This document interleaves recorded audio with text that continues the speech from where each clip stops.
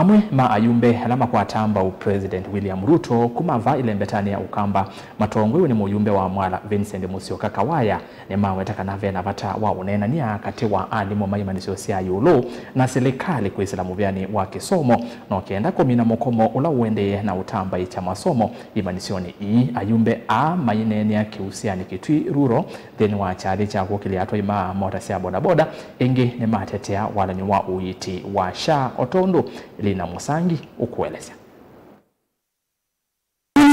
Chavini kuya sub-county na Kitui Rural MP wa Mwala Vincent Musyoka ni watongo ese ayumbengi kudhudhe kuikalanzi na kuiwa na kati wa alimu maimanyiso sa yulu wenda lecturers na serikali yulu wa kusiokidhe kwa uyani na kenda kuweka utamba ikia masomo. Ni mambo umeona lecturers wetu. Kwa sababu haya mambo lazima tuyazungumzie yanahusu nchi yote. Lecturers wetu wamekuwa katika strike. Sasa siku zimeenda sana wakiwa katika strike. Kuna yale mazungumzo, kuna yale makubaliano tunaita CBA. Na hiyo CBA tunajua lecturers wetu wanataka full implementation. Lakini ningewaomba tena na tena tupatie dialogue a chance. Kwa sababu kwa sasa hivi serikali imeweza kujicommit implementation of this CBA program partially. Lakini partially haimaanishi kwamba we will not get there. Ni kwamba Rome was never built in a single day.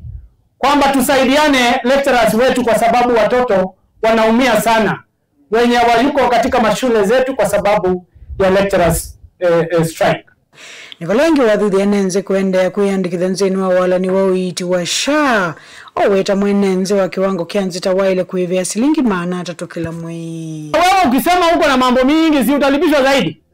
Lakini kwa sababu tumekubaliana kwamba kuna wale ambao wanalipa zaidi ya ile pesa wanapasa kulipa, lazima pia tuzungumze pamoja tuone wale waliingizwa kwa hiyo kiwango watatolewa vipi, warudishwe kwa kiwango ya 300. Sindio? Kwa sababu mimi kama mbunge nalipa pesa mingi sana. Hao wabunge wanalipa pesa mingi zaidi ya 40,000.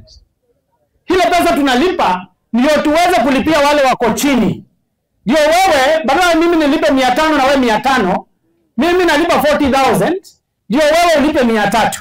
Lakini wewe ukijaza vibaya na ulipe ile 500 yenye au pasi kulipa, sasa basi pesa yangu itakuwa imepotea kwa sababu mimi pesa yangu nilitoa ndio iweze kupunguza yako.